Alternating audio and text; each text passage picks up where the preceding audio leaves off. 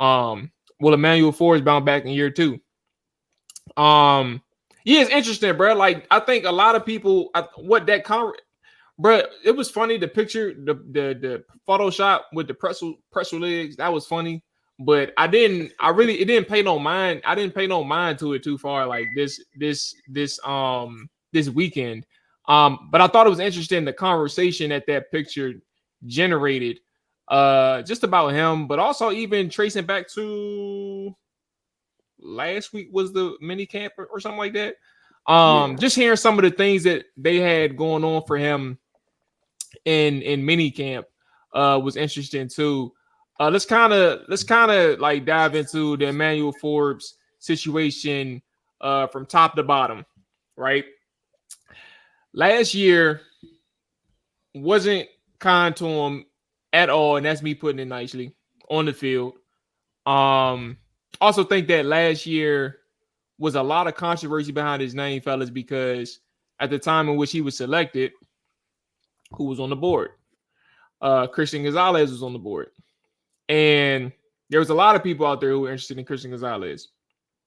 I was indifferent personally. Y'all can let the people know how y'all felt. But I was indifferent personally. I was intrigued by the fact that he was like when you have a stat like leading the league or leading a college football in a certain statistic, it don't even matter what it is, but you're interested in that person just automatically. You want to know what it is. But he was selected. The frame concerns played out to be true. One of the things that I noted when I watched him in college was like he made business decisions as a tackler. And in the run game, he was a detriment to Washington. I can't forget the Thursday night game, right, where Chicago ran all over him.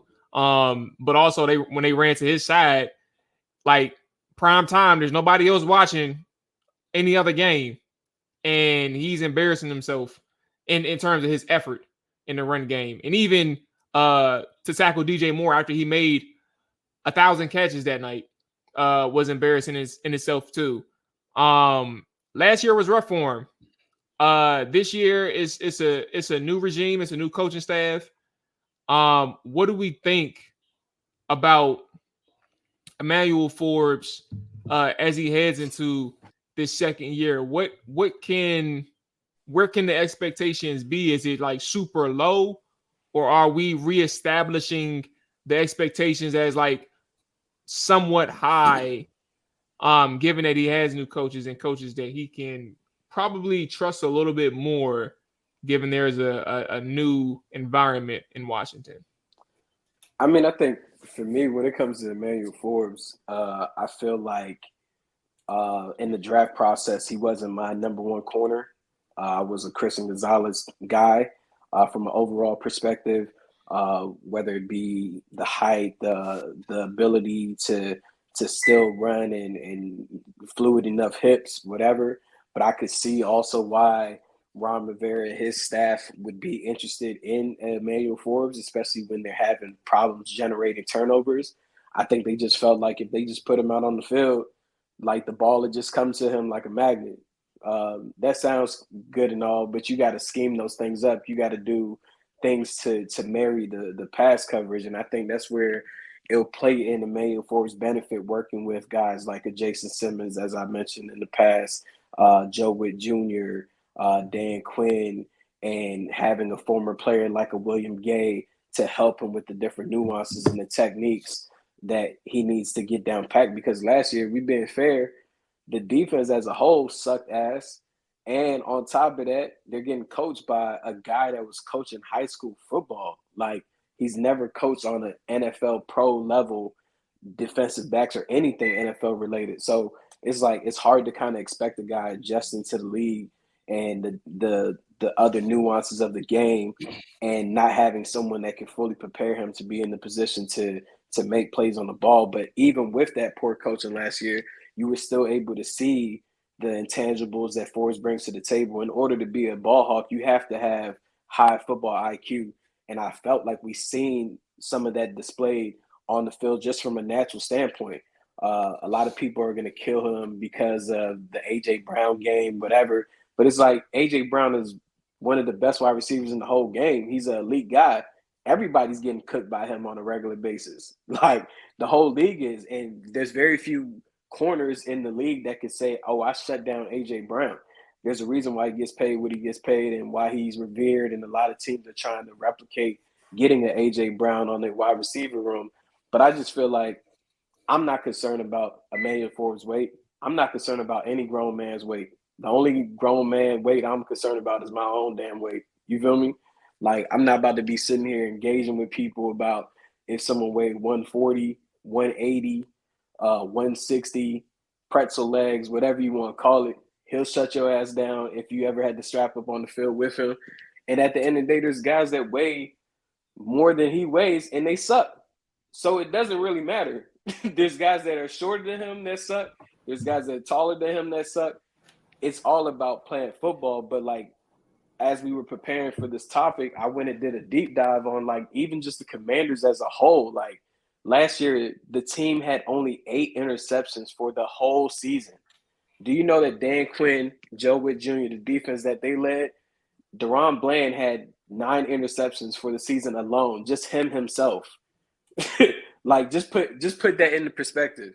Then in previous seasons before that, Trayvon Diggs had like 11 interceptions himself.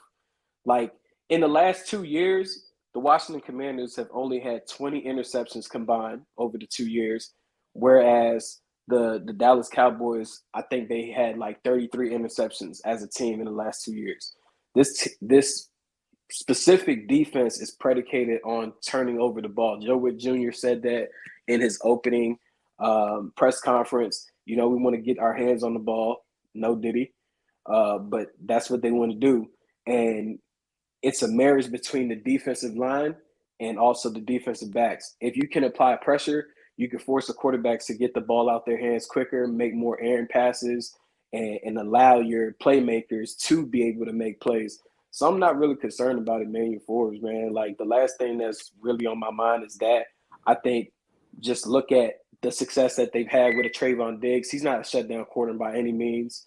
Deron Bland is not a shutdown corner by any means. He actually was projected to be their number 3 corner going into the season because they also signed Stephon Gilmore to go alongside Trayvon Diggs. Unfortunately, Trayvon tore his ACL early in the season.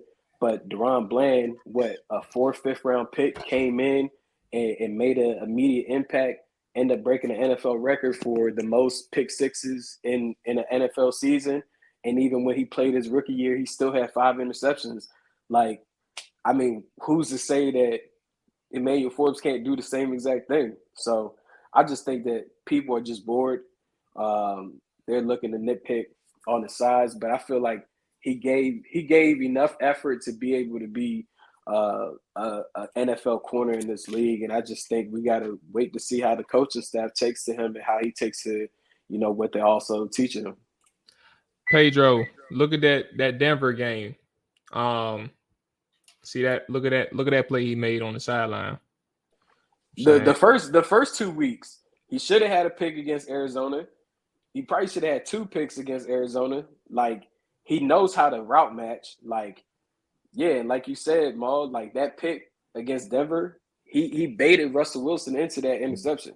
Like, and he almost had a pick in the Eagles game too against AJ Brown.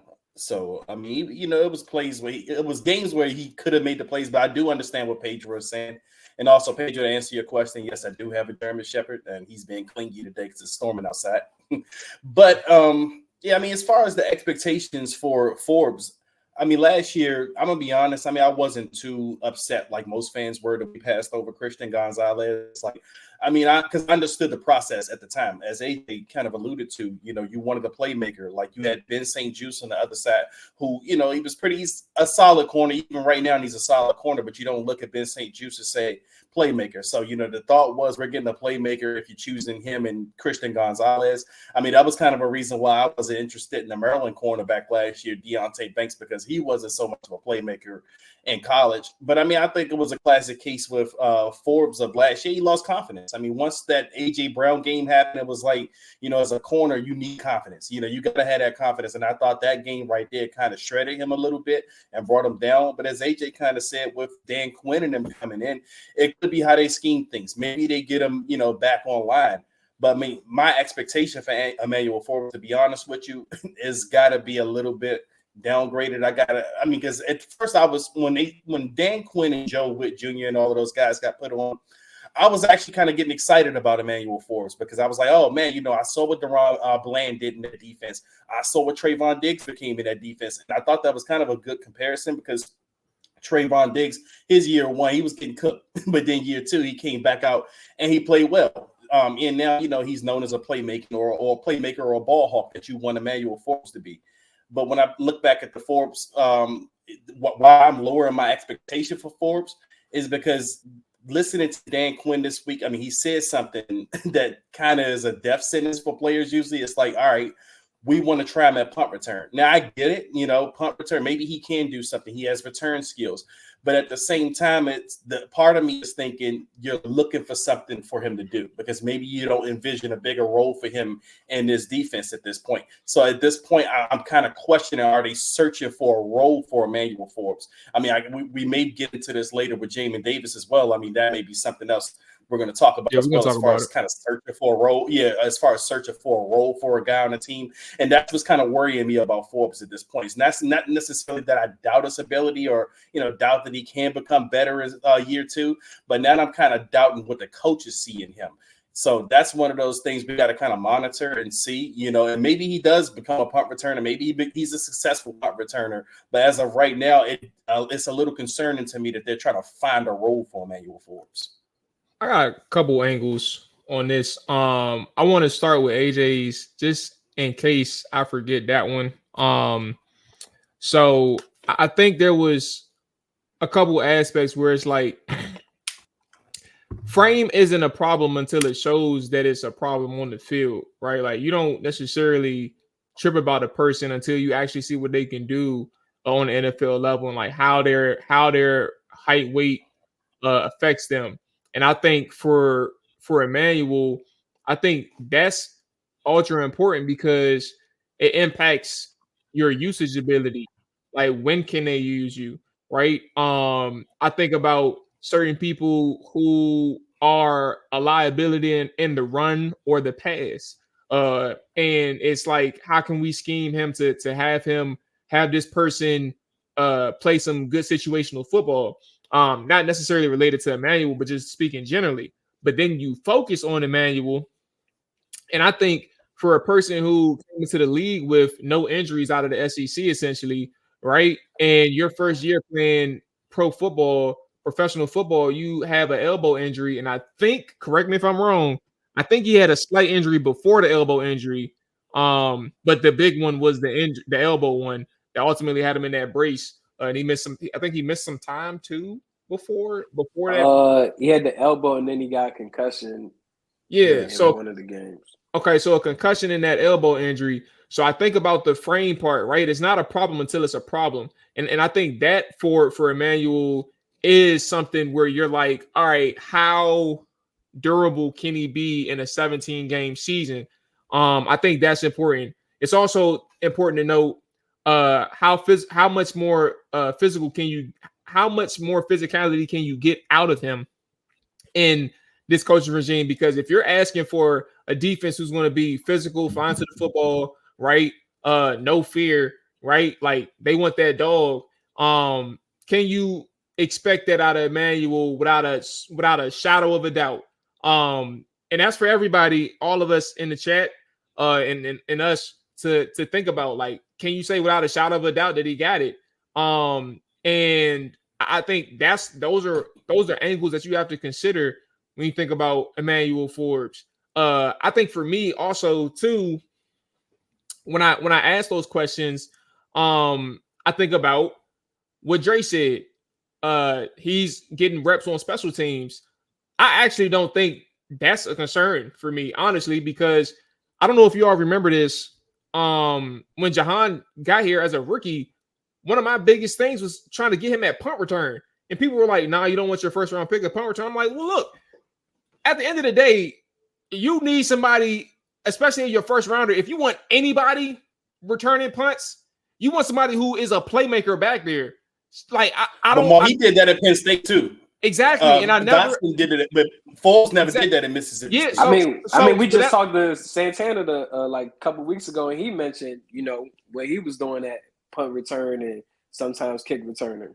Yeah, so like and the reason why I don't have it being a problem is because they're experimenting right now where nothing even matters. So they're trying to see what they got out of them, right? And if it is something that can enhance his abilities as a player and bring value to the team, like I think that's what they're doing. They're searching for that in so many different individuals.